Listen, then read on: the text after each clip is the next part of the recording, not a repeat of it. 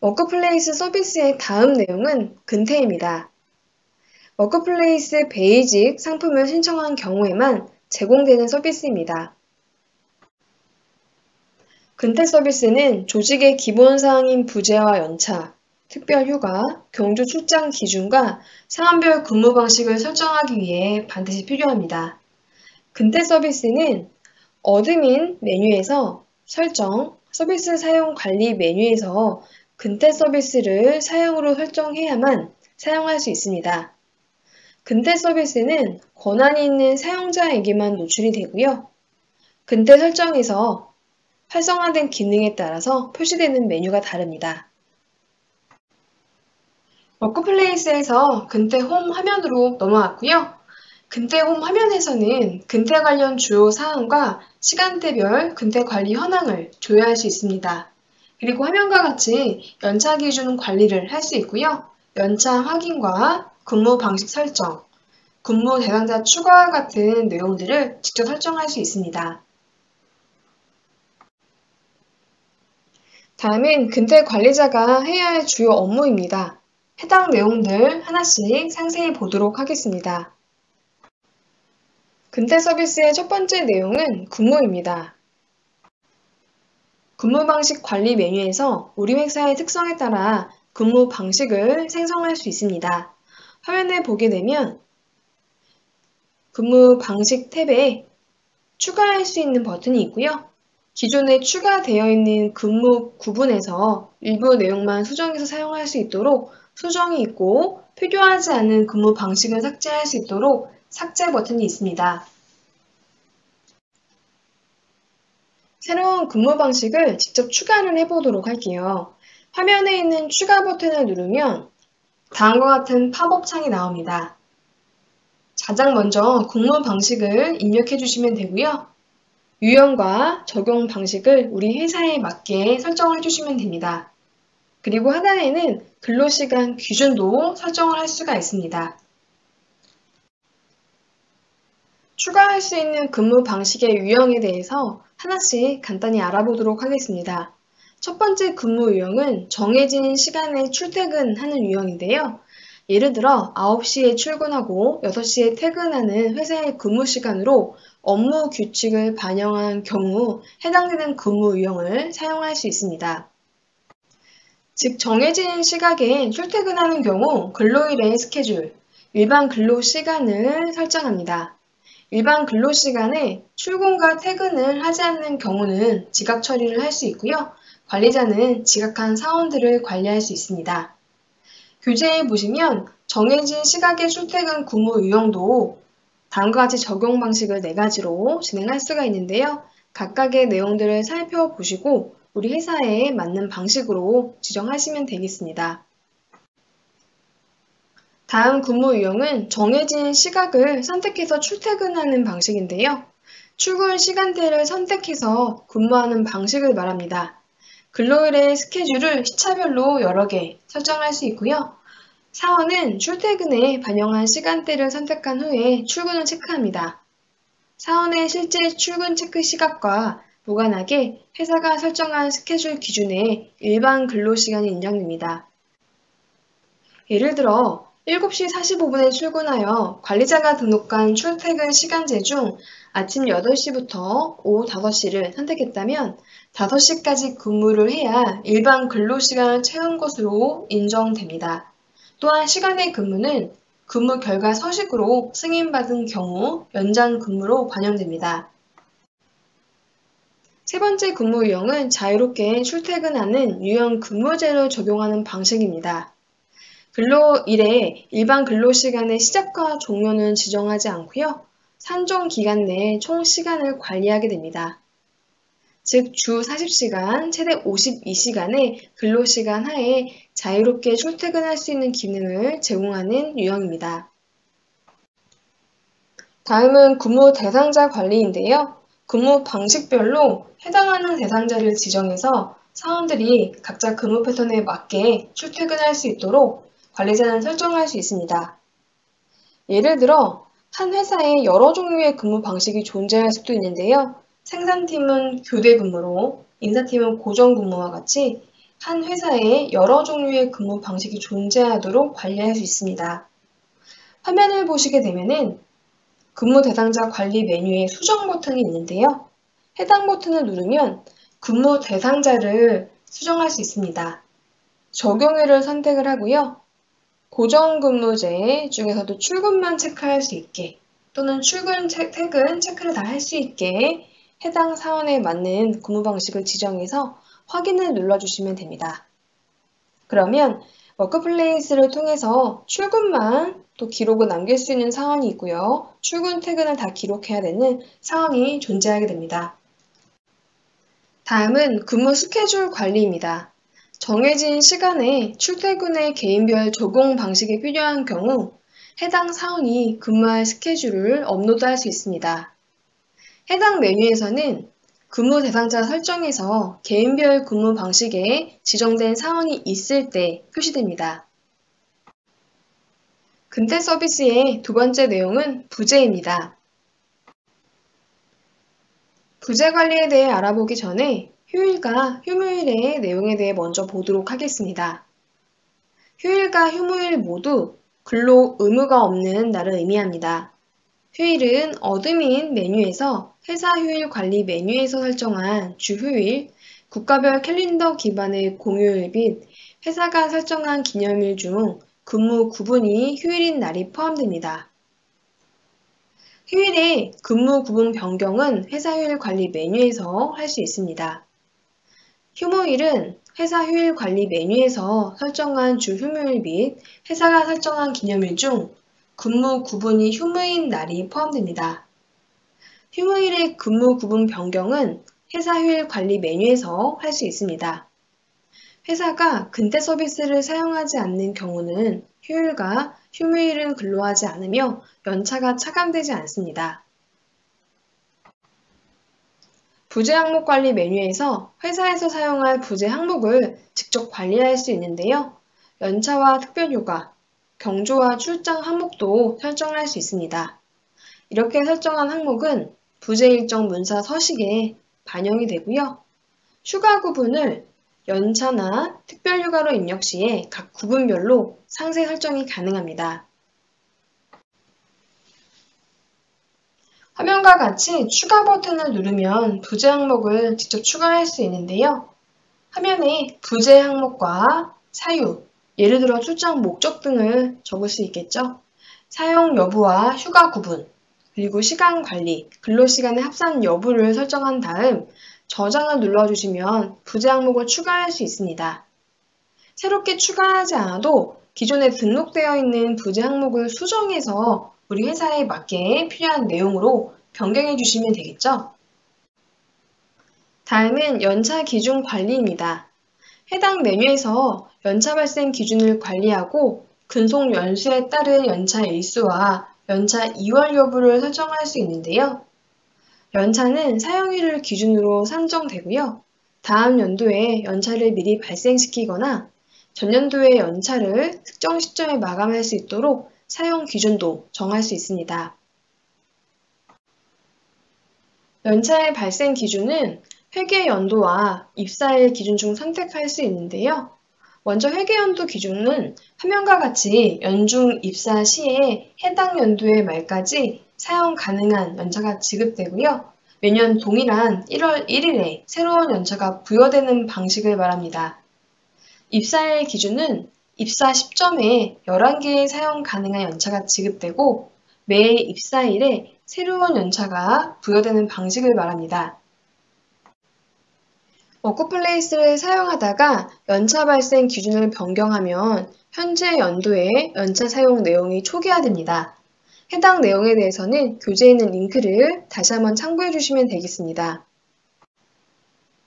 앞에서 연차 발생 기준에 대해 살펴보았고요. 이어서 다른 항목도 보도록 하겠습니다. 1번으로 표시된 근속 연수별 연차 일수는요. 아래 표에 보시면 1년 미만이라고 해서 세 가지 내용이 있습니다. 먼저 1년 미만 연차 발생 기준은요. 매달 만금씩 지급되는 연차를 의미합니다. 그리고 근속 일수 비례의 연차 발생 시점은요.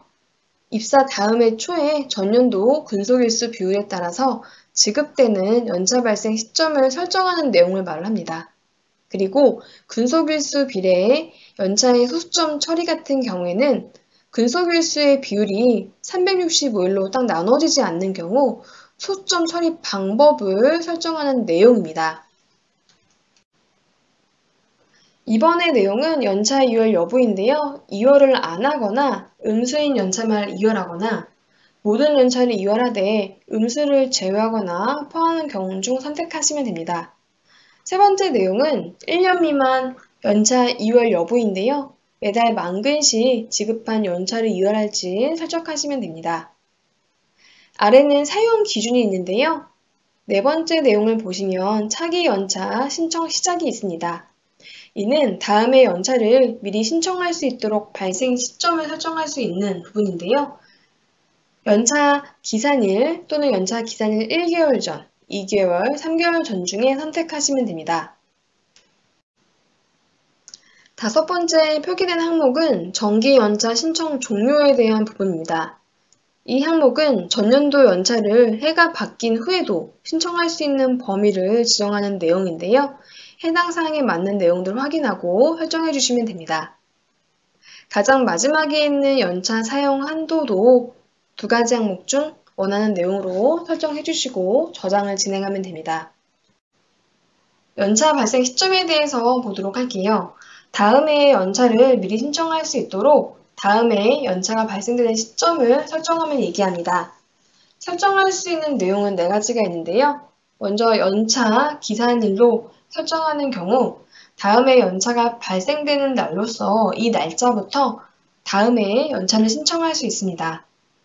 연차 기상일 1개월, 2개월, 3개월 전 같은 경우는 다음 해 연차가 발생되는 날로부터 1, 2, 3개월 전으로서 이 날짜부터 다음 해 연차를 신청할 수 있습니다. 입사일 기준의 회사일 경우에는 사원별 입사일 기준으로 매일 새벽 배치가 작용돼서 연차 발생 시점 설정에 따라 자동 발생되게 됩니다. 회사가 아르바이트를 사용 설정했다면 부재 메뉴의 연차 기준 관리 메뉴에서 아르바이트 기준 탭을 통해서 아르바이트 사원의 휴가 기준을 설정할 수 있습니다. 휴가 발생 설정 항목의 경우 자동 발생 안함과 한 달 근속 시마다 하루 중 선택할 수 있고요. 휴가 사용 방식은 기본값으로 종일로 되어 있습니다. 즉 근무 방식별 일 소정 근무 시간이 8시간인 경우 선택하시면 되고요. 반일로 휴가 사용 방식 설정을 하는 경우에는 근무 방식별 일 소정 근로 시간이 4시간일 경우 선택할 수 있습니다. 사용자는 종일과 오전, 오후 중 선택해서 신청할 수 있습니다. 그리고 시간을 설정할 수 있는데요. 2시간, 1시간, 30분 중에 시간 단위로 휴가를 사용할 수 있게 또 설정할 수 있습니다. 연차 촉진 대상 관리 메뉴는 회사가 연차 촉진 제도를 적용하는 경우에 표시되는 메뉴이고요. 회사가 연차 촉진을 사용하려는 경우에는 근태 서비스의 설정 메뉴에서 연차 사용제 촉진제 적용을 사용으로 설정하면 됩니다. 해당 제도는 사용자가 근로기준법 제61조에 따라서 근로자의 연차 휴가 사용을 촉진하였음에도 근로자가 연차 휴가를 사용하지 않는 경우 미사용 연차 휴가에 대한 사용자의 금전 보상 책임을 면제하는 제도를 의미합니다. 연차 사용 촉진은 통보 촉구 1차와 지정 통보 2차로 진행되고요. 연차 종료일 6개월 전 잔여 연차가 있는 사원은 1차 통보 촉구 대상입니다. 1차 통보 촉구 기간 내에 연차 사용 계획을 미제출한 사원은 2차 지정 통보의 대상자가 됩니다. 워크플레이스는 근속 연수가 1년 이상인 근로자에 대해 통보 촉구 또는 지정 통보를 진행합니다. 화면의 내용은 연차 촉진 대상 관리 메뉴인데요. 가장 상단에 있는 검색창을 통해서 연차 촉진 대상 관리 현황을 조건에 따라 검색할 수 있습니다. 그리고 이제 세 번째 보여지는 이 목록이 연차 촉진 대상 관리 현황을 볼 수 있는 부분인데요. 네 번째 보시면 상태라고 해서 사원별 촉구 상태 표시가 나와집니다. 현재 화면에는 나와 있지 않지만 미대상으로 나오는 경우는 연차가 발생하지 않았거나 남은 연차가 하나도 없는 0인 사원을 의미합니다. 그리고 상태가 통보 촉구 예정인 사람도 있는데요. 이 사람은 1차 통보 촉구 대상자이나 촉구 시작일이 아직 도래하지 않은 사원을 의미합니다. 반면에 통보 촉구 대상은 현재 진행 중인 사원을 얘기하겠죠. 지정 통보 대상자는요, 2차 지정 통보 대상자로서 1차 통보 촉구를 하지 않았거나 촉구 기한에 연차 사용 계획을 제출하지 않은 사원을 의미합니다. 그리고 상태가 완료로 나와져 있는 사람도 있는데요. 1차 촉구 기간 내에 연차 사용 계획서를 회사에 제출한 경우일 수 있고요. 또는 회사가 2차 지정 통보 기간 내에 대상자에게 사용 기간 내에 소멸 안내메일을 발송한 경우에 해당됩니다. 그리고 상태가 미완료로 나오는 경우도 있는데요. 이 경우는 회사가 지정 통보 대상에게 기간 내에 메일 발송을 하지 않은 경우를 의미합니다. 연차 종료일까지 사용하지 않은 연차에 대해 회사는 수당을 지급할 의무가 있습니다. 다음 내용을 보시면 5번, 6번을 통해서 통보 촉구와 지정 통보의 현재 현황을 또 알 수 있는 내용들을 볼 수가 있습니다. 다음 내용은 연차 조회와 수정을 볼 수 있는 메뉴인데요. 화면을 보시게 되면 연차 정보 탭에 사원의 연차 정보를 확인할 수 있고 조정할 수 있는 버튼이 있습니다. 연차 현황의 목록을 보게 되면요. 사원별로 연차 현황을 볼 수가 있고요. 연차 발생 옆에 있는 물음표를 누르게 되면은 해당되는 이 연차가 연도별 연차인지, 1년 미만 연차 발생분인지, 1년 미만 2월 연차인지, 2월 일수, 조정 연차에 따른 것인지에 대한 항목들의 수치를 한눈에 확인할 수 있습니다. 여기서 나와지는 연차는 사원의 총 발생 연차가 되겠죠? 그리고 사원에 따라 연차 조정이 필요한 경우에는 해당되는 버튼을 클릭해서 직접 조정 연차를 쓰고 사유를 써서 저장할 수 있습니다. 부재 항목 관리 메뉴에서 특별휴가로 설정된 부재 항목을 조회할 수 있는데요. 특별휴가의 속성 설정을 통해서 대상자를 추가하거나 휴가 일수를 변경할 수도 있습니다. 특별휴가 관리 메뉴로 넘어왔고요. 특별휴가 항목에 보건휴가와 포상휴가, 대체휴무가 있습니다. 보건휴가의 수정 버튼을 눌러보도록 할게요. 그러면 이제 항목에 반복 여부와 발생 일수, 사용 방식과 보건휴가 같은 경우에는 특별휴가 대상자 선택이 가능하겠죠. 해당 내용들을 작성해서 수정 버튼 눌러주시면 됩니다.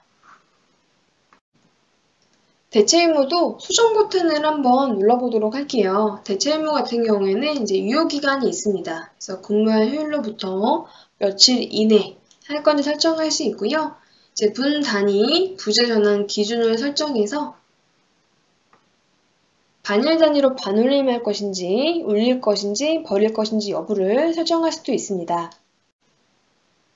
부재 메뉴에서 경조기준 관리도 할 수 있는데요. 회사에서 경조로 인정할 항목을 다음과 같이 입력을 하고 각 경조별 경조 주체와 사항과의 관계에 따라서 제공할 경조 휴가 일수와 경조금을 설정할 수 있습니다. 비용이 지급되는 경우는 워크플레이스 회계 서비스와 연동하면 자동 정보 생성이 가능하고요. 자동 승인 처리가 진행됩니다. 출장 기준 관리도 진행할 수가 있는데요. 출장 상세 항목과 출장지에 따른 출장비 지급 기준을 설정할 수 있습니다. 출장 기준 관리를 직접 해보기 위해서 워크플레이스 화면으로 넘어왔고요. 기준에 추가되어 있는 내용도 있고요. 직접 추가하셔도 됩니다. 저는 국내 출장지로 해서 직급 사용 여부를 체크를 한번 해보도록 할게요. 그러면 직급 사용 여부를 물어보는 창이 나옵니다. 직급 사용 여부를 허용하면은 다음과 같이 직급에 따라서 출장비를 다르게 기준을 적을 수 있는 항목이 나옵니다. 예를 들어서 다음과 같이 기준들을 일당을 적어보도록 할게요.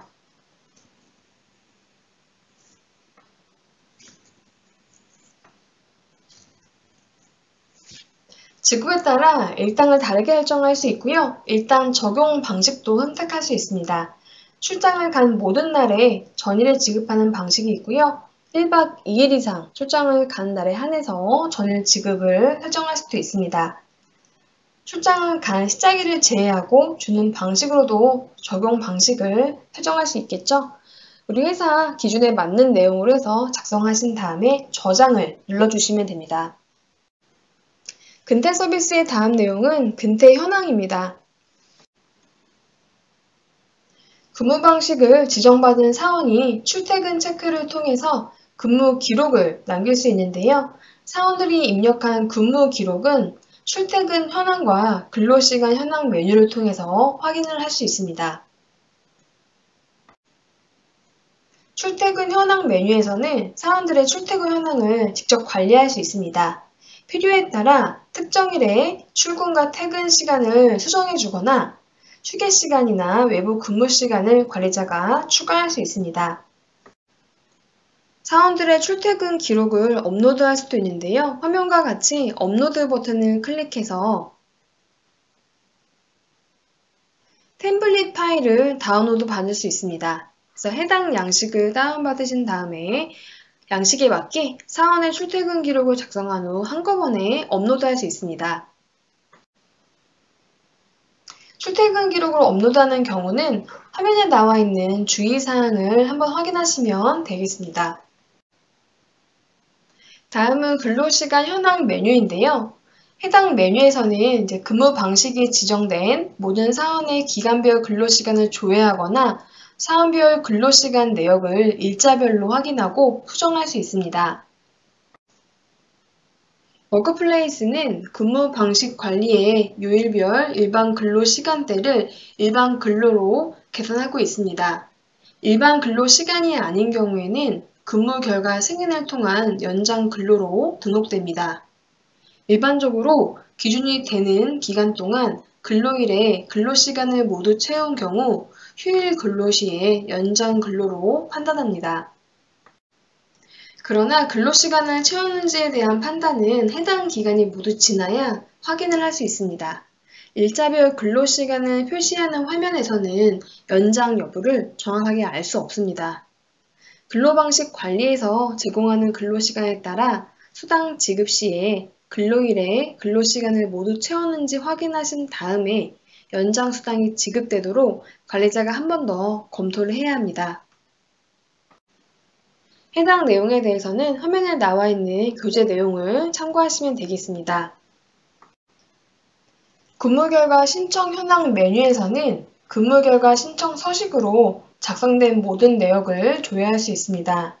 근태 관리자는 승인 완료된 근무결과 신청 내역을 취소할 수 있고 신청할 사원을 대신해서 근무 결과를 작성할 수도 있습니다. 근무 결과 관련된 상세 내용들은 교재에 있는 링크를 다시 한번 참고하시면 되겠습니다. 다음은 근로시간 마감입니다. 사원들의 연장 근로와 휴일 근로 현황을 정확히 파악해서 수당으로 연결하려면 출퇴근 기록에 대한 마감하는 과정이 필요합니다. 워크플레이스에서는 마감을 통해서 마감일 이전에 출퇴근 기록을 수정할 수 없도록 하는 기능을 제공하고 있는데요. 화면에 근로시간 마감의 메뉴가 보이는데요. 마감 내역 탭에 마감 추가를 직접 할 수도 있고요. 수정과 취소를 할 수도 있습니다. 수정을 누르게 되면 생성된 마감일과 확정 기간을 수정할 수 있는데요. 확정 기간은 오늘 이전의 날짜로 수정할 수 없습니다. 수정 후에 저장 시에도 사용자에게 즉시 확정 알림 메일이 발생되고요. 단 한 명의 사원이라도 근로시간을 확정한 경우 마감일 수정이 안 됩니다. 삭제는 생성된 근무 마감을 삭제하는 경우입니다. 두 번째에 있는 개인별 마감 상태 탭을 통해서 사원별로 마감 상태를 확인하고 근로시간 확정, 확정 취소가 가능합니다. 근태 서비스의 다음 내용은 설정입니다. 근태의 설정 메뉴에서는 근무계획 사용 여부와 화면과 같이 신청 가능 기간을 설정할 수 있고요. 부재 상태 공유 필수 여부와 연차 사용 촉진제 적용 사용 여부를 설정할 수 있습니다. 우리 회사 기준에 맞게 해당 내용들을 설정하시면 되겠죠. 출퇴근 버튼 명칭도 원하는 내용으로 할 수 있는데요. 출근, 퇴근으로 할 수도 있고요. 온오프, 아니면 인아웃, 시작, 종료 중 원하는 명칭으로 자유롭게 저장해서 이용할 수 있습니다. 근태 서비스의 설정 메뉴에서는 부재 현황 조회도 가능한데요. 회사 전체나 본인이 속한 조직의 부재 현황을 조회할 수 있도록 관리자는 조회 범위와 권한을 설정할 수 있습니다. 또한 사용하던 타 서비스가 있다면 데이터를 불러와서 연차 정보를 워크플레이스에 이관할 수도 있는데요. 자세한 내용에 대해서는 교재를 참고해 주시면 되겠습니다. 다음 내용은 워크플레이스의 서비스인 서약서 내용인데요. 해당 기능의 경우는 워크플레이스 베이직 상품에서 HR 특가를 함께 신청 시에 제공되는 서비스입니다. 서약서 서비스는 회사의 중요한 규칙이나 지켜야 할 약속에 대해 서명 대상자로부터 서명을 받고 진행 현황을 잘 관리할 수 있습니다. 서약서 서비스는 어드민에서 설정, 서비스 사용관리 메뉴에서 서약서 서비스를 사용으로 설정하여 이용할 수 있습니다. 서약서 서비스는 서약서 관리자 권한이 있는 사용자에게만 노출이 됩니다. 서약서의 홈 메뉴에서는 서약서의 주요 진행 상황과 시간대별 서약서 관리 현황, 그리고 추가된 서약서 카테고리 및 양식을 확인할 수 있고요. 콘텐츠 영역에 표시되는 카드 또는 정보들을 클릭하면 해당 기능을 바로 이용할 수도 있습니다. 서약서 관리자는 다음과 같은 내용들을 주요 업무로 처리하게 되는데요. 해당 내용들 하나씩 보도록 하겠습니다. 서약서 서비스의 첫 번째 내용은 카테고리 관리입니다.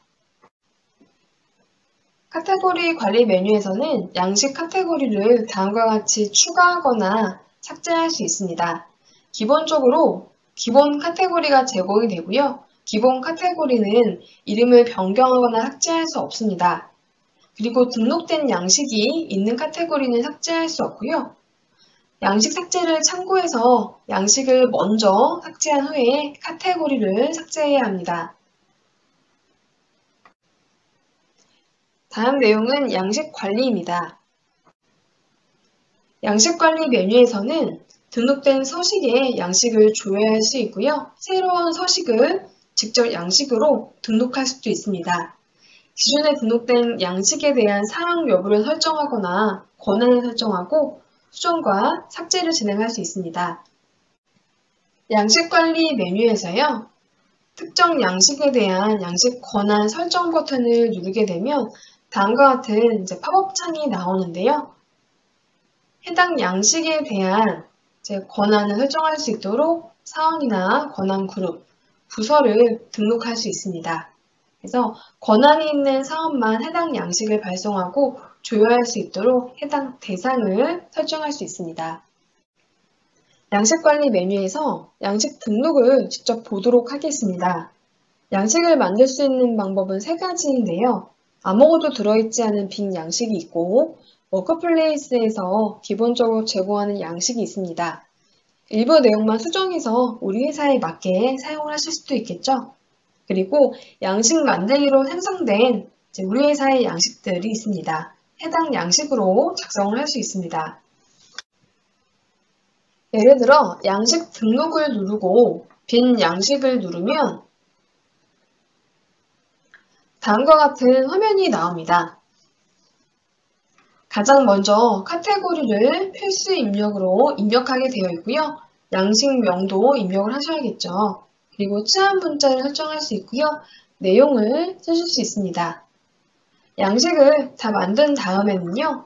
미리 보기가 가능하고 이제 앞으로 쓰실 서약서 양식을 저장을 해주시면 됩니다. 아래에 사용자 치안 문자 설정을 누르게 되면 다음과 같이 치안 문자를 설정할 수 있도록 추가 버튼이 나옵니다. 다음은 제공 양식입니다. 제공 양식을 누르면 워크플레이스에서 기본적으로 제공되는 다양한 양식들이 있고요. 해당 양식들을 클릭하게 되면 만들어져 있는 양식의 콤이 나오고요. 일부 내용들을 변경해서 우리 회사에 맞게 또 쓰시면 되는 부분이겠죠.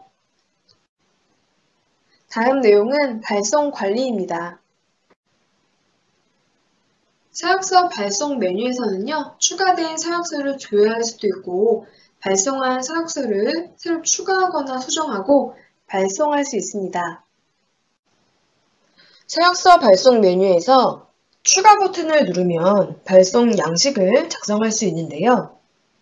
화면과 같이 카테고리와 양식명, 서약 서명, 그리고 서명자를 다음과 같이 설정할 수 있습니다. 아래에 보시면 사용자 치안 문자 항목이 있는데요.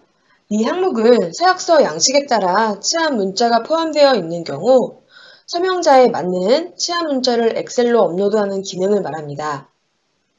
설명드린 해당 내용들을 설정한 후 마지막으로 저장을 누르면 됩니다. 오른쪽 화면을 보시면 발송 버튼이 있는데요. 버튼을 누르면 다음과 같이 서명 요청 창이 나옵니다. 서명 요청을 즉시 발송할 건지 또는 예약할 건지의 여부를 선택하고 서명 완료일을 입력하시면 됩니다. 다음은 현황 관리입니다. 서약 현황 메뉴에서는 발송 예약 중이거나 발송된 서약서의 현황들을 한눈에 확인하실 수 있는데요. 조건에 따라 서약서를 검색해서 조회하거나 서명되지 않는 서약서를 회수하고 삭제할 수 있습니다. 서약서 현황 목록에서 눈모양의 가장 오른쪽의 끝에 있는 아이콘을 누르면 서약서의 상세 정보를 확인할 수 있고요.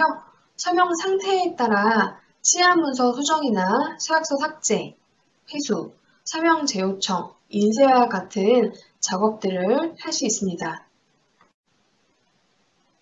서약서 회수나 삭제를 가장 많이 하시게 될 텐데요. 회수를 할 때에는 회수 버튼을 클릭하시면 되고요.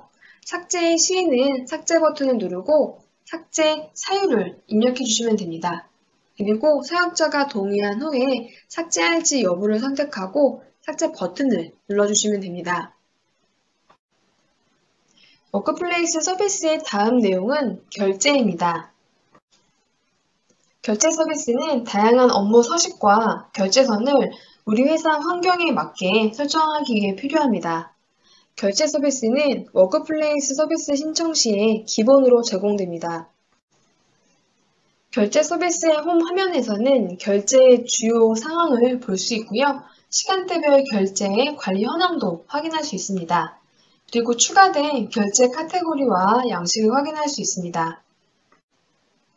결제 관리자가 주로 처리해야 될 업무 현황은 다음과 같습니다. 하나씩 상세히 보도록 하겠습니다. 결제 서비스의 첫 번째 내용은 서식 관리입니다. 결제 서비스의 서식 관리 메뉴에서는 워크플레이스에서 사용할 결제 문서의 서식과 결제선, 공유자를 관리할 수 있습니다. 일반적인 업무를 하기 위한 서식 10종이 기본적으로 제공되고요. 필요할 경우에 회사 업무 목적에 맞는 서식을 직접 분석해서 사용하시면 됩니다. 다음은 서식 만들기 내용입니다. 부재 일정이나 근무 결과 신청서와 같이 회사의 업무 목적에 맞는 서식을 직접 만들어서 사용할 수 있는데요.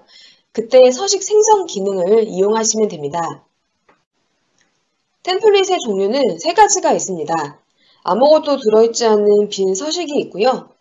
업무에 쉽게 쓸 수 있도록 기본적인 내용이 이미 작성되어 있는 제공 서식이 있습니다. 용도에 맞는 템플릿을 선택한 다음 일부 내용만 수정해서 편하게 쓰실 수 있고요. 마지막으로 우리 회사 서식이 있습니다. 앞에서 보여드렸던 서식 관리 페이지고요. 서식 만들기 버튼을 실제로 눌러보도록 하겠습니다. 해당 버튼을 누르면 세 가지 종류의 서식이 나오고요. 그 중에 중간에 있는 워크플레이스 서식을 눌러보도록 하겠습니다. 해당 버튼을 누르면 업무에 자주 쓰이는 기본 서식들이 이미 만들어져 있고요. 그 중 하나의 서류를 클릭을 해보도록 할게요. 해당 서식을 누르면 미리 내용이 다음과 같이 서식명부터 다양한 내용을 통해서 만들어져 있음을 확인할 수 있습니다. 서식 템플릿을 선택하면 다음과 같이 서식 만들기라는 창이 보입니다. 해당 창은 크게 세 가지 영역으로 되어 있습니다. 첫 번째는 컴포넌트 영역인데요. 서식에 추가할 다양한 컴포넌트 목록들이 들어가 있고 넣고자 하는 컴포넌트를 클릭해서 드래그 드랍으로 가져다 놓으면 됩니다. 두 번째 영역은 서식을 꾸밀 수 있는 서식 공간 영역입니다. 그래서 추가한 컴포넌트를 해당 공간에서 드래그 드롭을 통해서 원하는 위치에 순서대로 내용을 넣을 수 있고요. 마우스를 올렸을 때 X 표시가 나오면 추가한 컴포넌트를 다시 지울 수도 있습니다. 세 번째 부분은 상세 설정 영역인데요. 추가한 컴포넌트의 각종 설정을 입력하는 영역입니다. 여기서 공통 설정이라고 되어 있는 부분은 추가한 컴포넌트 중에 동일한 종류의 컴포넌트에 공통적으로 적용되는 이름이나 설명 문구, 그리고 필수 항목을 표시와 같은 내용들을 체크할 수도 있고요. 상세 설정은 선택한 개발 컴포넌트에 대한 상세 설정을 의미합니다. 방금 보신 창이 실제 워크플레이스 페이지로 넘어왔고요. 예를 들어 주간 업무 보고서라는 서식을 선택해서 열었다라고 한다면 기본적으로 내용이 만들어져 있습니다. 서식 카테고리를 원하는 카테고리로 선택을 하고요. 일단 만들어져 있는 양식을 미리 보기로 한번 살펴보도록 할게요. 화면 밑에 보시면 미리 보기 버튼이 있고요. PC나 모바일 페이지로 만들어져 있는 서식을 확인할 수 있습니다. 해당 화면은 이제 PC에서 보여지는 템플릿 화면이고요. 모바일 탭을 누르면 이제 모바일에서도 이렇게 이제 보일 것이다 라는 내용을 확인해 볼 수 있습니다. 해당 템플릿 안에 각종 컴포넌트들이 다음과 같이 들어있음을 확인할 수 있고요. 이러한 서식 안에 들어있는 컴포넌트는 왼쪽에 있는 내용들을 자유롭게 가져다 둘 수 있습니다. 예를 들어 텍스트 컴포넌트를 넣고자 한다면 해당 컴포넌트를 클릭하신 다음에 오른쪽에는 서식 영역에 드래그 드랍으로 가져다 두시면 됩니다. 그럼 다음과 같이 원하는 영역에 컴포넌트가 들어가고요. 위치도 언제든지 변경할 수 있습니다. 그리고 해당되는 컴포넌트를 클릭하게 되면 오른쪽에 공통 설정 영역에서 해당되는 텍스트 컴포넌트의 이름을 또 작성할 수 있습니다. 예를 들어서 주간 업무 보고서 내용으로 상세 내용을 적을 수 있는 칸을 만들고자 한다면 다음과 같이 상세 내용이라는 내용들을 써주셔야 사람들이 이 부분에 어떤 내용을 쓰라는 거구나 라고 알 수 있겠죠.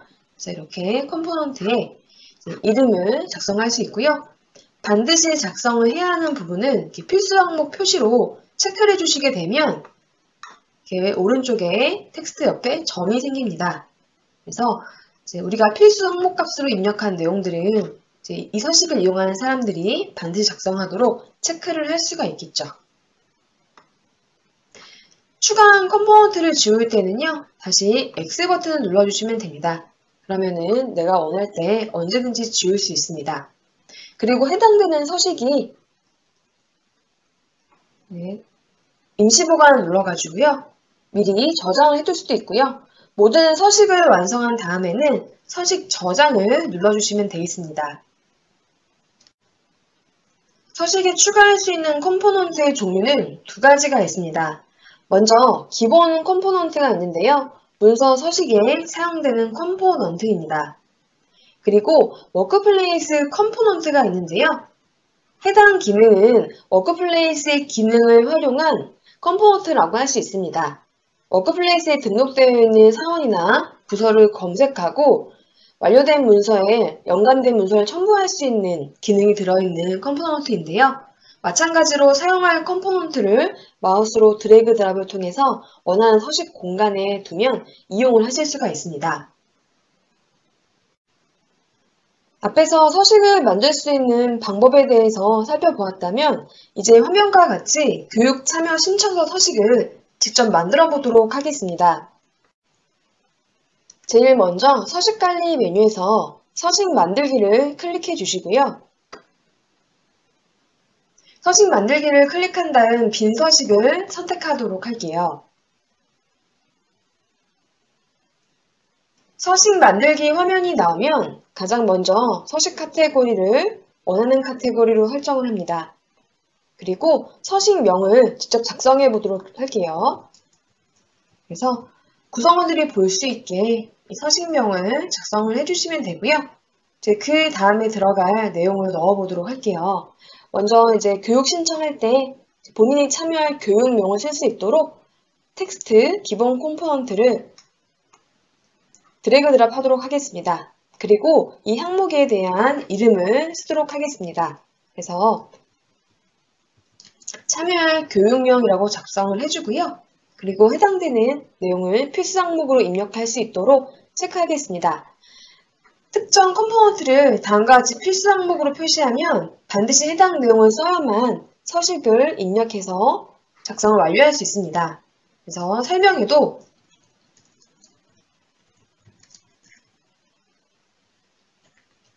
참여할 교육명을 입력해달라는 안내 문구를 써서 제 구성원들이 해당 내용을 잘 쓸 수 있게 이제 안내 내용까지 내용을 넣었고요. 다음은 참여하는 교육의 날짜와 시간 컴포넌트를 넣어보도록 하겠습니다. 기본 컴포넌트에 보시면은 이제 날짜의 범위, 교육이 당일 교육도 있지만 2, 3일이나 2일 이상 되는 교육도 있기 때문에 범위로 지정할 수 있는 컴포넌트를 넣도록 하겠습니다. 그래서 본인이 참여할 교육의 날짜를 선택할 수 있도록 할 거고요. 그래서 오른쪽에 있는 설정 영역에서 그 해당되는 항목의 이름을 쓸 수 있도록 하겠습니다. 그리고 참여하는 교육의 시간 범위도 넣도록 하겠습니다. 그래서 본인이 참여하는 교육이 오후 1시부터 3시까지다 그런 내용을 쓸 수 있도록 시간 범위를 넣도록 하겠습니다. 그래서 이제 본인이 참여하는 교육 시간이나 날짜들을 반드시 입력할 수 있도록 필수 항목으로 표시를 할게요. 그러면 이제 필수 항목 표시 같은 경우에는 해당되는 항목의 이름 옆에 이렇게 점 모양이 생깁니다. 그리고 다음은 해당 교육과 연관되는 문서를 첨부해서 담당자가 볼 수 있게 하기 위해서 기본 컴포넌트가 아닌 이제 아래에 있는 워크플레이스 컴포넌트 중에 연관 문서를 첨부할 수 있는 컴포넌트를 드래그 드랍 해보도록 하겠습니다. 그래서 이제 실제로 이 버튼 같은 경우에 미리 보기로 보게 되면 다음과 같이 보이는데요. 연관 문서를 버튼을 첨부해서 이제 본인이 해당 교육과 연관되는 문서를 직접 첨부할 수 있게 하는 내용까지 진행을 할 수 있습니다. 이러한 경우에는 워크플레이스 컴포넌트들을 이용을 하시면 되겠죠. 다음은 교육에 대한 상세 내용을 직접 입력할 수 있도록 기본 컴포넌트에서요. 멀티 텍스트를 드래그 드랍 하도록 하겠습니다. 그래서 이제 단답형 주관식이 아닌 좀 이렇게 서술형으로 주관식으로 오른쪽에 보시면은 이제 멀티 텍스트라고 해서 최대 입력할 수 있는 글자의 글자 수를 이제 설정 제한을 두지 않는 내용으로 해가지고요. 자유롭게 내용을 쓸 수 있게 할 수 있습니다. 그리고 여기 앞에 있는 내용도 상세 내용이라고 적어서 이제 내용을 작성하고자 하는 사람들이 쓸 수 있도록 하고요. 필수로는 하지 않을게요. 그래서 상황에 맞게 컴포넌트 필수 여부를 선택을 하시면 됩니다. 그리고 함께 첨부해서 이제 보여줄 파일이 있다면, 예를 들어 교육 안내서 이미지라든지 파일이 있다면 같은 내용들을 첨부할 수 있도록 파일 첨부 컴포넌트도 넣어 볼게요. 그래서 해당 서식에 원한다고 한다면 구성원이 파일 첨부도 할 수 있습니다. 그래서 다음과 같이 서식을 만들었고요. 실제로 저장을 하기 전에 미리 보기를 눌러보도록 할게요. 그러면 이제 PC 웹과 앱에서 보는 화면과 모바일 앱에서 볼 수 있는 화면이 나옵니다. 이제 PC 앱에서도 나와지고요. 모바일 탭에서는 이제 모바일로 해당 양식이 이제 이렇게 보일 것이다 라고 해서 이제 만들 수 있는 양식이 나옵니다. 그래서 만들고자 하는 의도와 맞게 내용이 만들어졌는지 충분히 확인을 한 다음에 미리 보기 창을 이제 꺼주시고요. 임시 저장을 만들면 아직 완성되지 않은 서식이 날아가지 않도록 저장해 둘 수 있고, 다 만들었다라고 한다면 서식 저장을 다음과 같이 눌러주시면 되겠죠. 서식 저장을 누르고 나서요. 서식 관리 메뉴로 가보도록 할게요. 새로 고침을 한번 하시게 되면 방금 만든 교육 참여 신청서가 서식으로 추가되어 있음을 볼 수 있어요. 그리고 구성원들이 해당 양식들을 사용할 수 있도록 사용 여부를 사용으로 두시면 됩니다. 그리고 해당 서식은 언제든지 수정할 수 있고요. 만든 서식을 상세 항목을 눌러서 아까와 같이 미리 보기도 미리 해볼 수 있습니다. 그래서 우리 회사에 필요한 서식을 적절하게 기본 컴포넌트와 워크플레이스 컴포넌트를 통해서 다음과 같이 만들 수 있습니다. 일부 컴포넌트의 종류에서는 상세의 속성에 화면과 같이 결제선 연동 여부를 선택할 수 있습니다. 결제선 연동을 사용하면 결제서 조건으로도 활용을 할 수 있는데요. 결제선 연동이 가능한 컴포넌트는 셀렉트 박스, 수식 테이블, 라디오 버튼, 시간 단위, 시간 범위, 날짜 단위, 날짜 범위, 숫자, 통화 같은 경우에는 결제선 연동이 가능합니다. 해당 내용을 직접 해보도록 할게요. 예를 들어 사무용품을 구매할 수 있는 서식을 만든다라고 했을 때 사무실에 필요한 의자를 산다라고 가정을 할게요. 그래서 예를 들어 20만 원짜리 단가의 의자를 10개 산다라고 했을 때 해당 식이 바로 계산될 수 있는 수식 테이블 컴포넌트를 이용할 수가 있습니다. 그래서 해당 컴포넌트를 이제 드래그 드랍으로 해당 양식에 끌어다 놓고요. 단가인 20만 원을 적어주고 수량을 10개라고 적게 되면 여기 오른쪽에 있는 금액, 단가 곱하기 수량 내용들을 직접 필드에 작성해서 계산식 열을 만들 수 있고요. 자동으로 계산되게 하는 계산식을 만들 수 있습니다. 해당 내용을 워크플레이스로 넘어가서 직접 만들어 보도록 할게요. 화면을 보시면 사무용품 구매 서식이 있고요. 결제선 연동이 가능한 컴포넌트 중 하나를 직접 넣어보도록 하겠습니다. 앞에서 말씀드린 예시처럼 사무용품으로 의자를 20만원짜리 단가의 의자를 10개 구매할 수 있는 자동 계산되는 수식 테이블을 넣고요. 결제선 연동을 진행해 보도록 할게요. 수식 테이블을 서식 영역에 드래그 드랍을 해주시면 다음과 같이 레이블이라고 나옵니다. 이름도 이제 계산이라고 해가지고요. 아래에 수식 테이블을 상세 설정을 좀 내용을 넣어 볼게요. 그래서 먼저 이제 열을 추가하게 되면 다음과 같이 열이 추가되고요.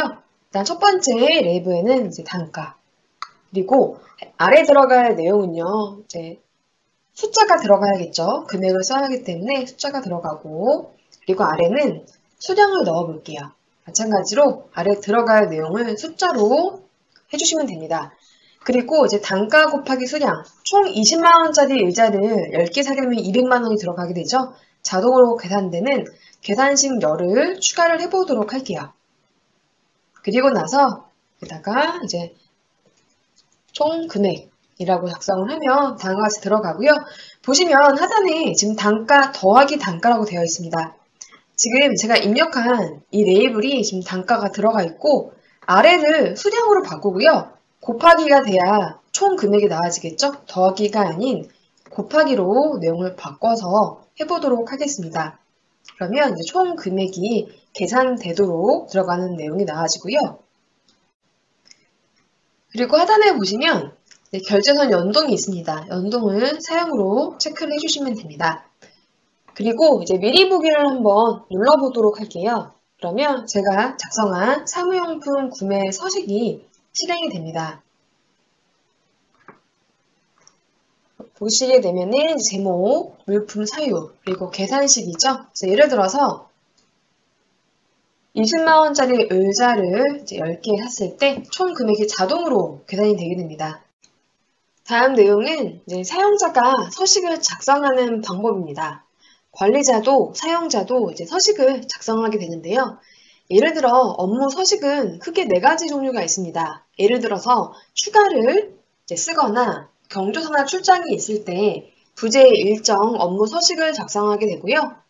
출장 경비나 소모품을 구입하거나 회식비와 같은 내용들을 청구하거나 신청하기 위해서 비용 정상 신청 업무 서식을 이용하게 됩니다.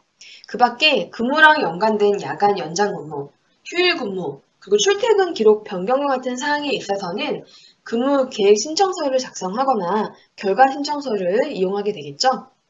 그리고 상황에 따라서 재직이나 경력 증명서가 필요한 경우에는 증명서 신청 서식을 작성하게 됩니다. 예를 들어 휴가 일정차 부재 일정 서식을 작성해야 한다고 한다면 워크플레이스의 첫 화면인 내 공간으로 가서 바로가기 작성 영역을 통해서 부재 일정 서류를 작성을 할 수가 있습니다. 내 공간의 영역을 편집할 수 있는 관리자는 구성원들이 자주 쓰는 서식들에 바로 접근할 수 있도록 다음과 같이 해당 내용들을 항목을 포함해서 넣어두면 좋겠죠. 만약 바로가기 영역에 부재 일정 내용이 보이지 않는다면 사용자는 내 공간 옆에 편집을 눌러서 직접 바로가기 영역에 부재 일정 항목을 체크해서 다음과 같이 보여지도록 할 수 있습니다. 부재 일정 서식을 클릭하면 다음과 같이 해당되는 제목을 입력하고 부재 항목을 선택할 수 있습니다.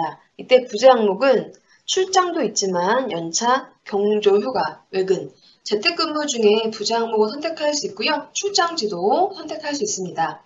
그래서 출장을 가는 날짜들을 선택을 해주시면 되겠죠.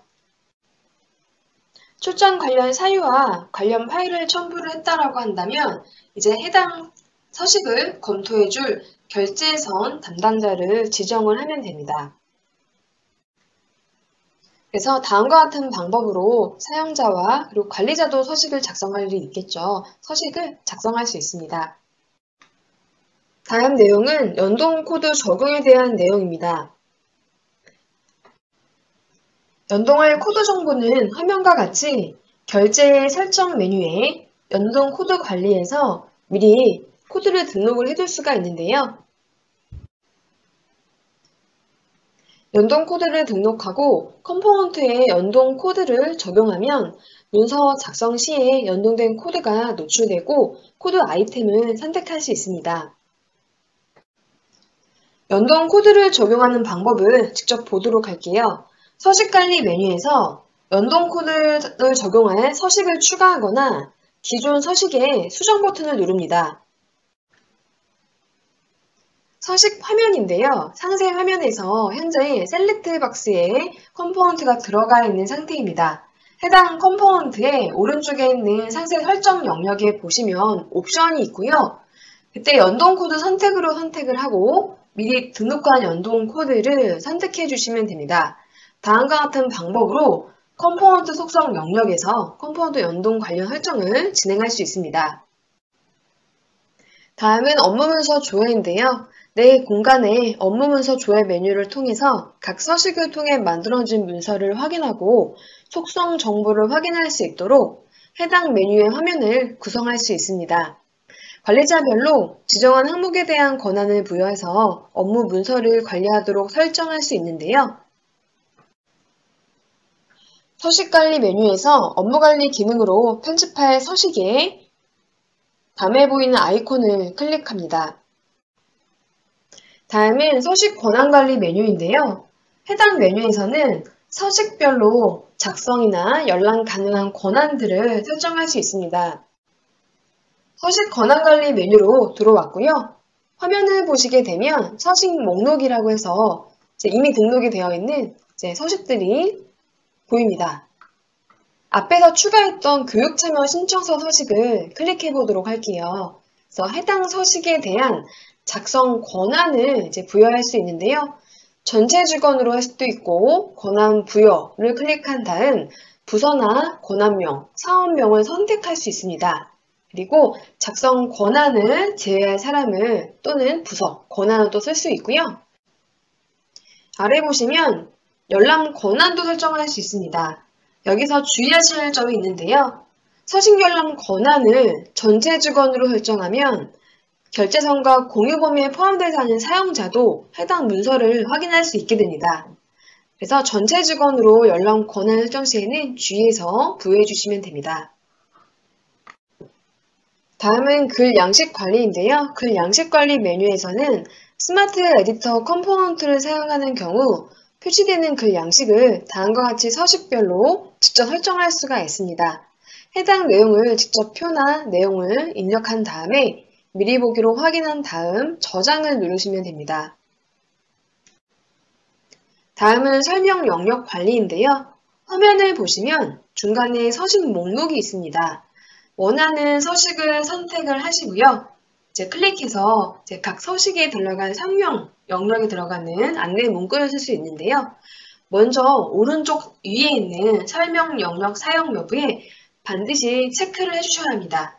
그래야지 안내 문구를 쓸 수 있기 때문에 해당 내용을 사용 체크해 주시고요. 원하는 내용들을 작성을 하실 수 있겠죠. 그리고 하단에 저장 버튼을 눌러서 설명 문구들을 추가할 수 있습니다.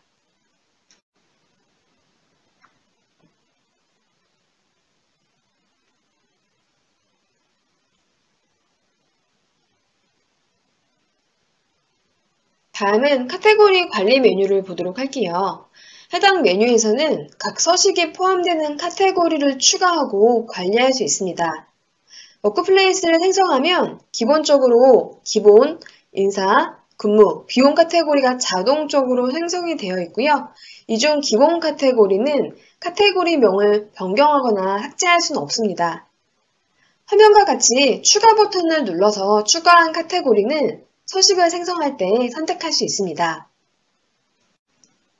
다음은 일반 서식 관리 메뉴인데요. 해당 메뉴는 2020년 7월 17일 이전에 워크플레이스에 가입해서 서식을 생성하고 사용한 고객에게 표시되는 메뉴입니다.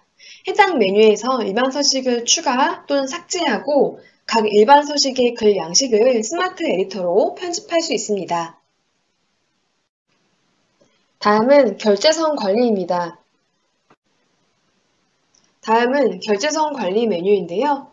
해당 메뉴에서는 서식별 결제선을 설정할 수 있습니다. 결제 구분별로 부서나 직급, 직책 또는 특정 사원 단위로 세세하게 설정을 할 수도 있고요. 서식 작성에 따라서 다른 결제선이 적용되도록 설정할 수도 있습니다. 결제선 관리 메뉴를 보기 전에 먼저 결제 구분에 대해서 보도록 하겠습니다.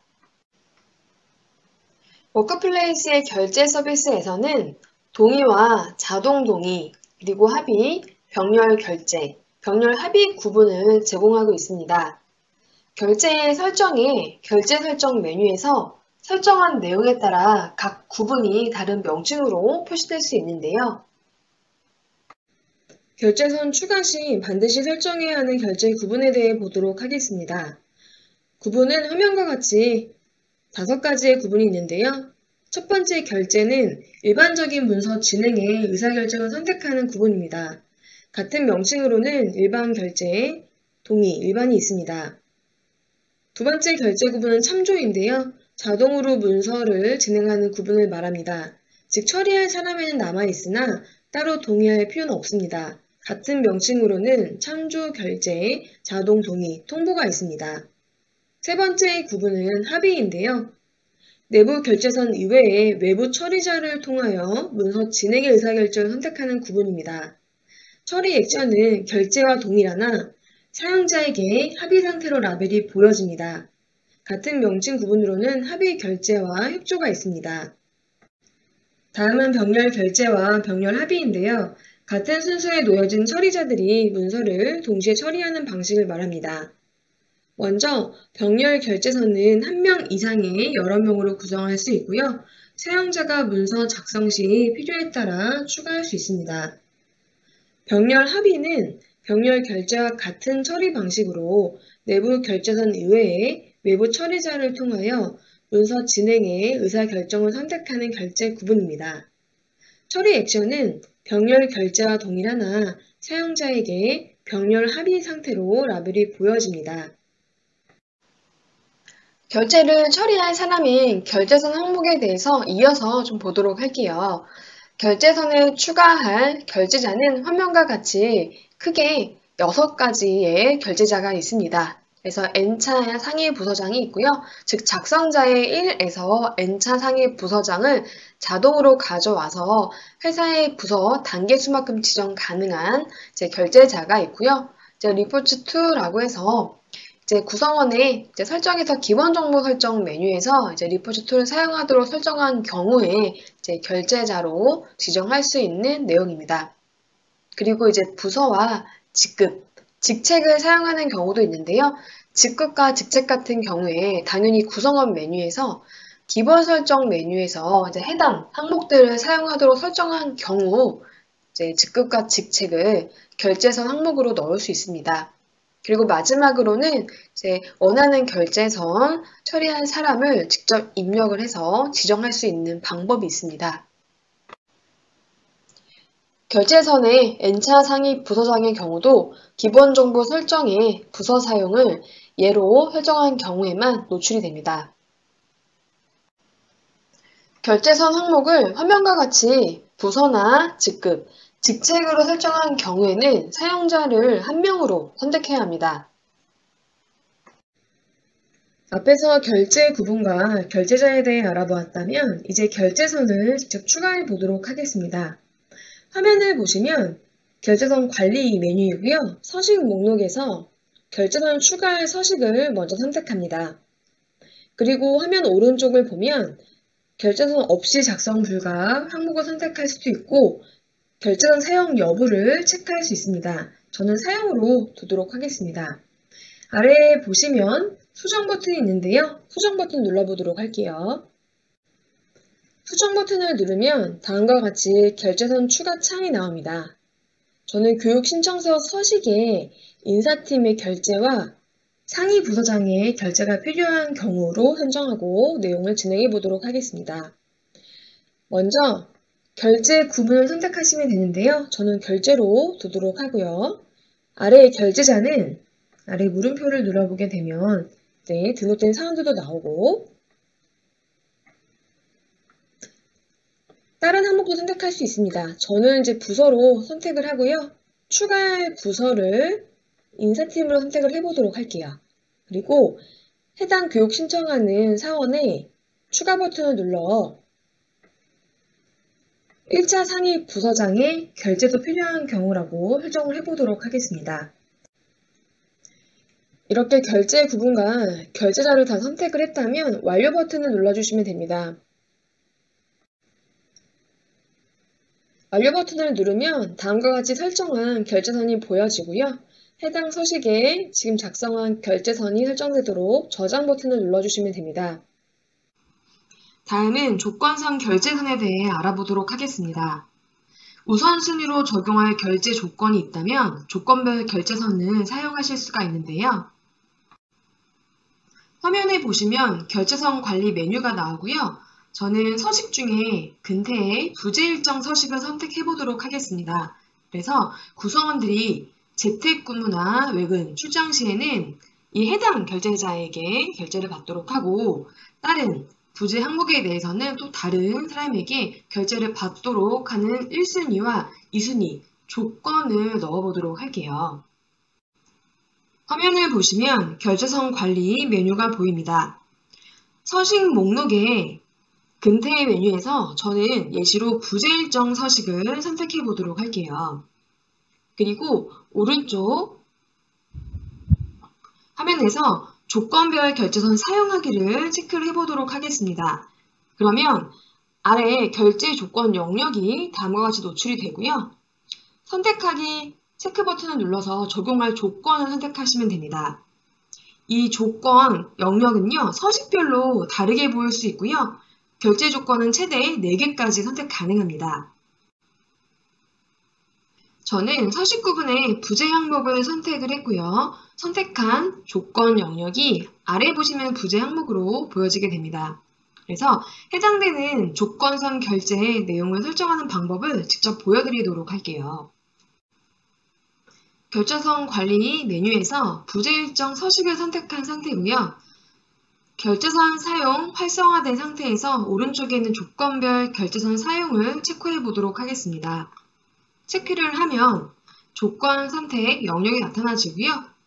저는 앞에서 진행했던 바와 같이 서식 구분을 부재 항목으로 선택을 하도록 하겠습니다. 그러면 아래와 같이 제 부재 영역 열이 생성되게 되고요. 여기에서 추가를 눌러보도록 할게요. 그래서 추가를 눌러서 보시게 되면 부재 항목에서 선택할 항목을 체크할 수 있습니다. 예를 들어 저는 재택근무와 외근, 출장의 경우 추가 버튼을 눌러서 결제자를 선택을 해보도록 할게요. 직접 입력하실 수도 있고요. 부서나 직급, 아니면 N차 상위 부서장, 리포시트 2를 선택할 수도 있습니다. 일단 저는 사람을 직접 선택해서 결제자로 두고 완료 버튼을 눌러보도록 할게요. 그러면 다음과 같이 1 우선순위를 해서 해당되는 결제자와 부재 항목이 추가되고요. 한 번 더 추가해 보도록 할게요. 나머지 부재 항목들도 결제자를 지정을 할 건데요.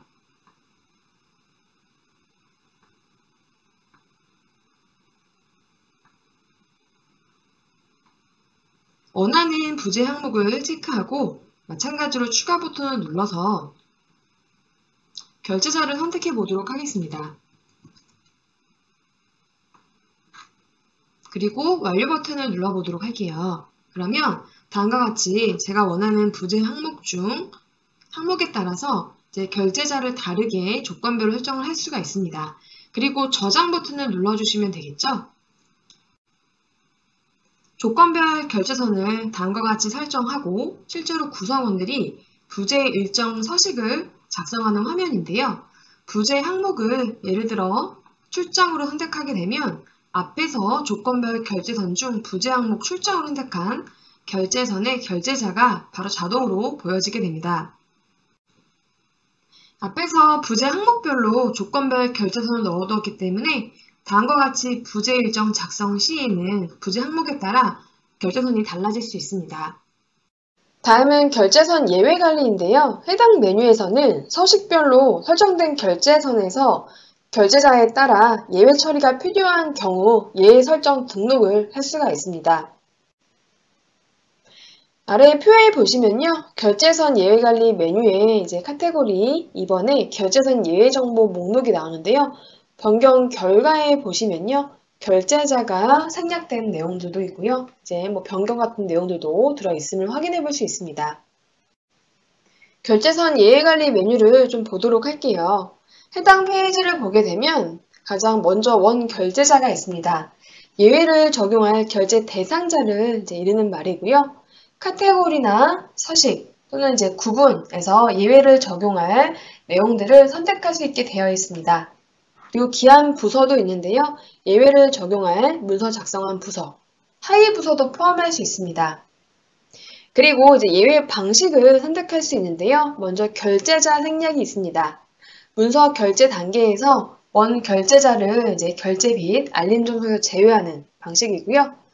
결제자 변경은 선택한 결제자가 대신해서 결제하고 원 결제자에게는 알림을 전송하는 방식을 얘기합니다. 워크플레이스를 그룹사 형태로 이용하는 경우에 결제자 지정 범위에 대한 설명은 그룹사 결제선 예외 관리 교재에 있는 해당 링크를 참고해 주시면 되겠습니다. 그리고 참조로 선택한 예외 방식인 경우에는 이제 자동으로 동의가 처리되고요. 원 결제자에게는 알림이 전송되는 방식이라고 보시면 됩니다. 정결 가능은요. 다른 결제자를 대신해서 문서를 정결 처리함으로써 남은 결제선과 상관없이 문서 결제를 곧바로 종결할 수 있는 권한을 이제 부여하는 것을 말합니다. 문서 작성 이후에 부여받아도 해당 권한을 행사할 수 있습니다. 워크플레이스를 그룹사 형태로 이용하는 경우에 결제자 지정 범위에 대한 설명은 교재에 있는 그룹사 결제선 이해관리를 참고해 주시면 됩니다. 결제 기능과 관련해서 자주 주시는 질문 보도록 하겠습니다. 첫 번째 질문은 관리자가 설정한 결제선이 결제 진행 도중에 문서 작성자 또는 결제자에 의해 변경될 수 있는지에 대한 질문인데요. 권한을 가진 사용자가 정결 처리를 할 경우 설정된 결제선을 따르지 않고 결제가 완료될 수 있습니다. 정결 권한에 대한 설명은 앞에서 다루었던 결제선 이해관리를 참고해 주시면 되겠습니다. 두 번째 질문은 연차 신청 시에 직급이 부장 이상인 직원들은 대표님의 결제까지 별도로 설정할 수 있는지에 대한 질문인데요. 연차 신청 문서를 작성할 때 부장 이상의 직급을 가진 직원들에게만 적용되는 별도의 결제선을 설정하시면 됩니다. 다음은 공유자 관리인데요. 해당 메뉴에서는 서식별 공유 대상을 설정할 수 있습니다. 먼저 서식 목록에서 서식을 선택한 다음에 오른쪽 내용을 보시게 되면은 공유 범위를 선택할 수 있는데요. 전체 공유나 일부 공유 중 선택할 수 있습니다. 예를 들어서 일부 공유를 선택했다라고 했을 때 다음과 같이 선택이 되는 부분이겠죠. 공유 시점은요. 문서 작성 시점부터 공유할 수도 있고요. 완료된 후 공유하는 방식이 있습니다. 문서 작성 시점부터 공유를 하는 경우에는요. 문서 결제를 진행하는 중에도 조회를 하거나 의견 작성과 같은 공유 설정을 변경할 수 있고요. 공유자로 추가된 사원이 문서 진행 중에 다른 결제자에 의해 공유 대상에서 제외될 경우는 해당 사원의 조회 권한이 철회될 수 있습니다. 완료된 후 공유를 하는 경우에는 문서가 결제 또는 완료된 후에 문서 조회나 의견 공유를 할 수 있습니다. 그리고 아래에서 공유 대상자 목록을 추가할 수 있는데요. 추가된 공유자가 표시됨을 확인할 수 있고요. X 표시를 누르면 다시 대상자를 삭제할 수 있습니다. 서식별 공유자 관리 내용들을 설정하고 저장을 눌러주시면 되겠죠. 결제의 다음 기능은 설정입니다.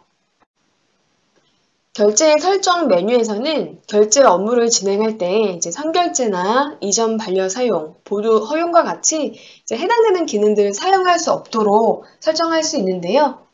먼저 선결제 같은 경우 사용하는 경우에는 처리 예정인 문서를 처리 순서와 상관없이 처리할 수 있습니다. 이전 반려와 사용을 사용하는 경우에는요. 결제선상에 바로 직전 결제한 사람의 승인이 취소되고 그 사람에게 반려됩니다. 보류 허용은 결제선에 있는 처리할 사람이 문서 처리를 보유할 수 있는 기능인데요. 선결제를 사용하는 경우는 다른 사람들은 처리가 가능합니다. 그리고 서명을 사용할 수도 있는데요. 서명을 사용하면 개인별로 내 정보에 등록된 서명이 인쇄 페이지에 노출되게 됩니다. 마지막 내용은 그룹사 관련 내용인데요. 그룹사 이동 시 과거회사 문서 조회 여부도 사용 여부를 설정할 수 있습니다. 다른 기타 설정 내용에 대해서도 간단하게 살펴보도록 할게요. 명칭관리 메뉴에서는 워크플레이스의 결제와 관련된 각종 화면에서 표시되는 명칭들을 서식별로 변경할 수 있는 기능입니다. 알림관리 메뉴는 사용자 자신에게 전달될 결제 알림을 설정할 수 있는 방법인데요.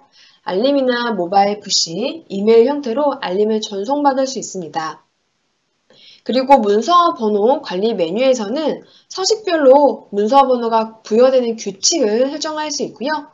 규칙을 변경하면 변경 시점 이후에 작성된 문서부터 적용이 됩니다. 해당 기능에 대한 상세 내용들은 교재에 나와 있는 링크를 확인하시면 되겠습니다. 다음은 데이터 불러오기입니다. 템플릿을 사용해서 외부 문서를 워크플레이스로 불러올 수 있습니다. 다음은 연동 코드 관리인데요. 서식 컴포넌트에서 사용되는 연동 항목을 등록하고 수정할 수 있습니다. 서식들의 셀렉트 박스 항목으로도 활용할 수 있습니다. 다음 내용은 문서 관리입니다. 화면을 보시게 되면은 가장 상단에 이제 목록이 있습니다. 찾고자 하는 결제 문서를 찾을 수 있고요. 그리고 숨기기 버튼이 있고요. 또 보이기 버튼으로 문서 관리할 수 있고 숨긴 문서 포함해서 찾는 방법도 있습니다. 그래서 작성자와 작성 완료일까지 다 볼 수가 있고요. 서식명도 다 확인할 수 있습니다. 각 결제 문서의 상세 내용 확인도 가능한데요. 상세 내용뿐만 아니라 결제선 또는 공유 대상을 변경할 수도 있습니다. 다음은 결제 문서 삭제에 대한 내용인데요. 완료된 결제 문서와 문서에 담긴 데이터를 삭제할 수 있습니다. 삭제한 내역과 사유는 어드민의 보안 메뉴에 결제 문서 삭제 해당 메뉴가 있는데요. 해당 메뉴에서 확인할 수 있습니다.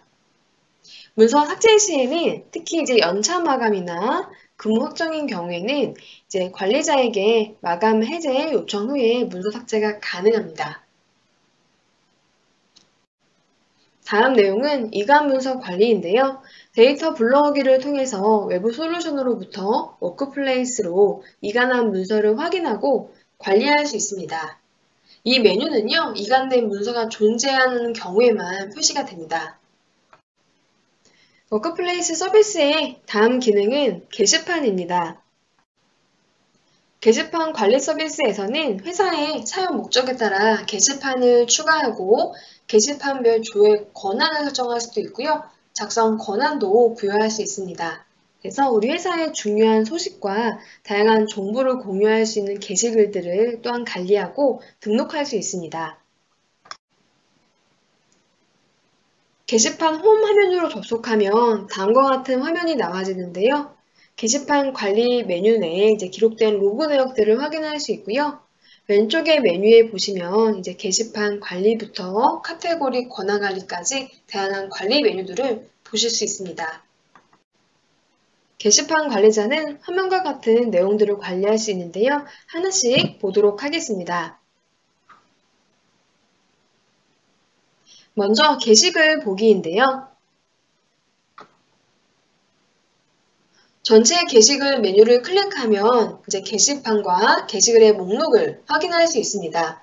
화면 중간에 보시면 게시판 목록이 있죠. 그래서 전체 게시판과 필독 게시판, 다양한 게시판 종류들이 있고요.